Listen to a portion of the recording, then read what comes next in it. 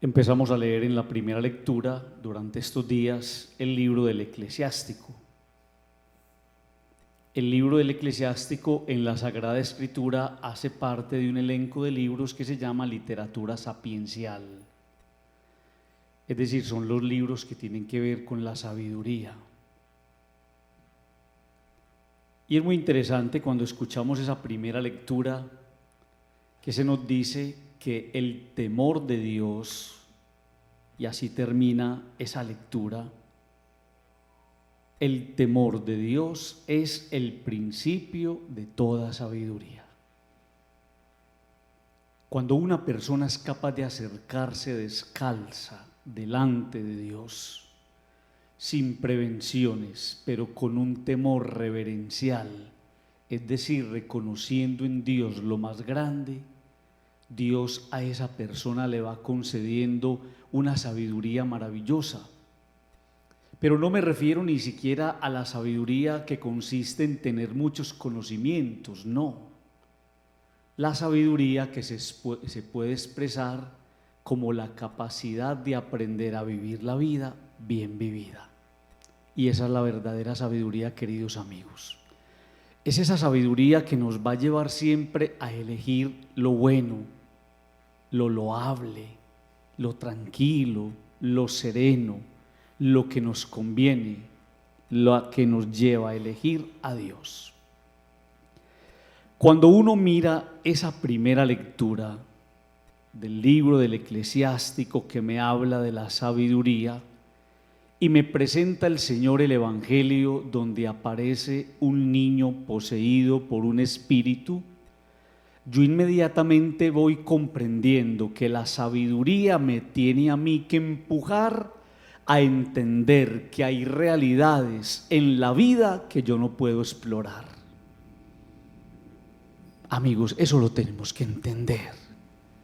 Si a mí me dicen no te metas por ahí, ¿yo por qué termino metiéndome?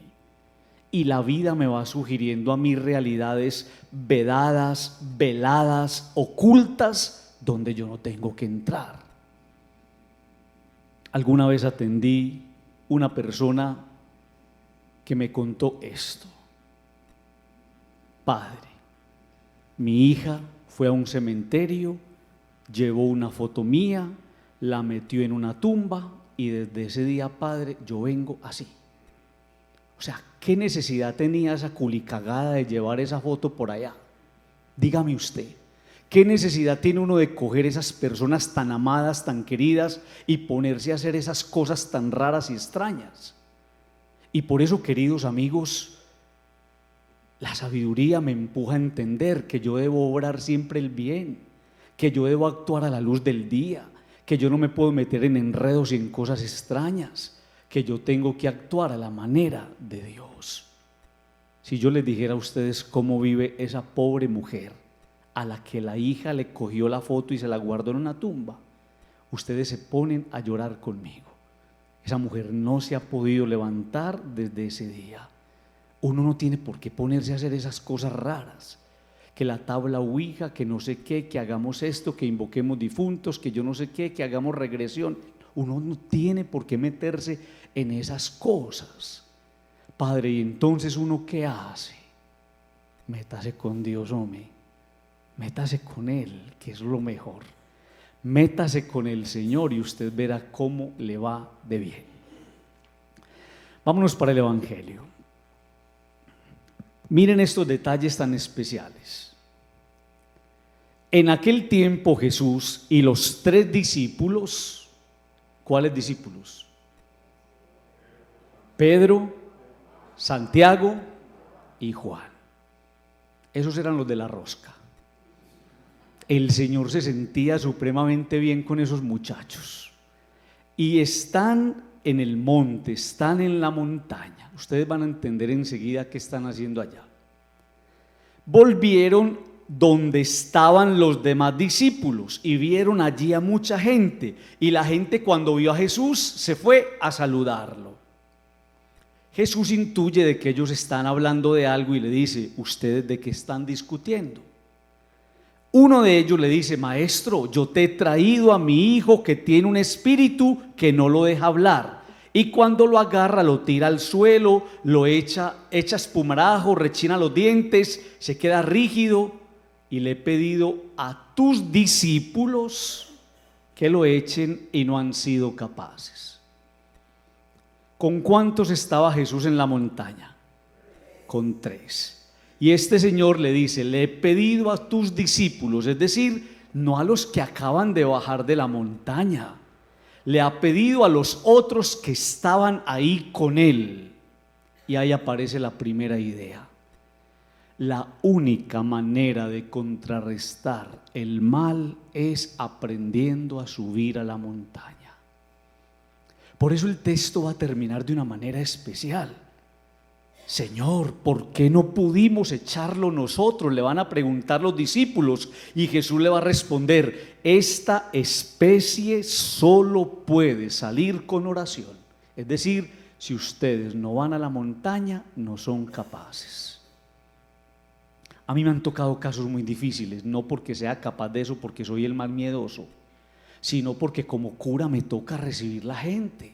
Pero la gente le trae a uno esas personas retorcidas, hablando raro, echando baba, doblándose, gritando cosas. Y la pregunta que yo me hago es: ¿ya ustedes hicieron lo que les toca hacer?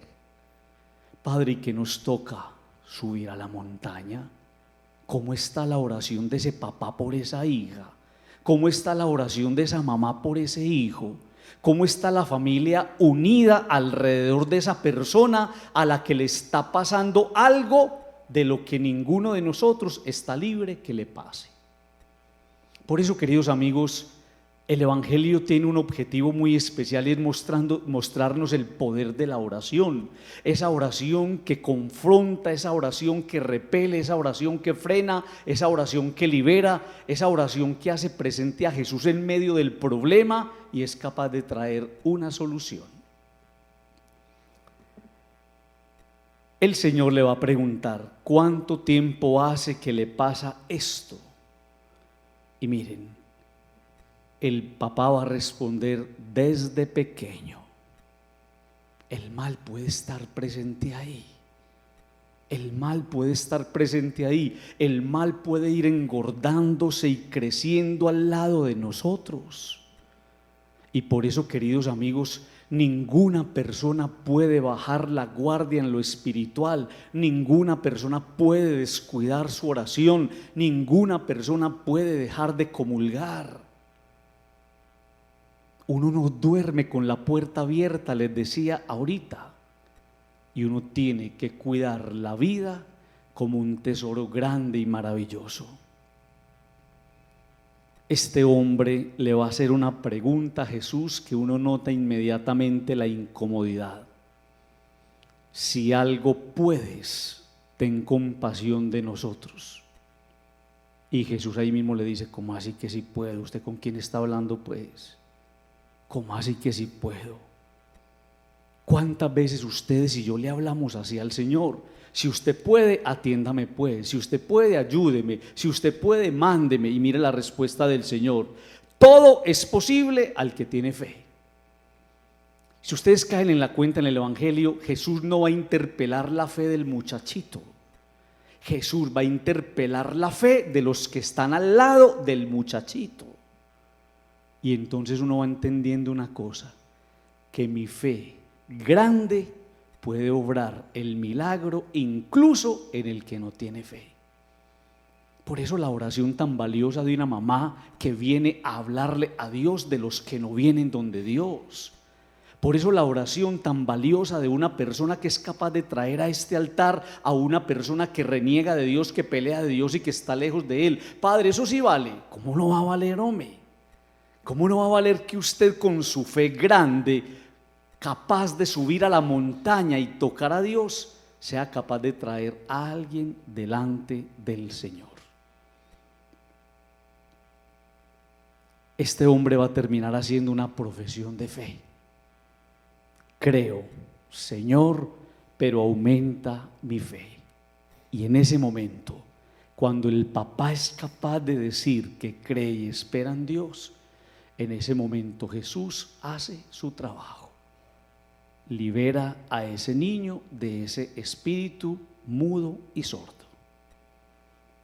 Vamos a pedirle al Señor, primero, que nos conceda el don de la sabiduría. ¿Para qué, Padre? Para que usted y yo no nos metamos en enredos. Para que usted y yo entendamos que esta vida tiene unos límites que no debemos traspasar.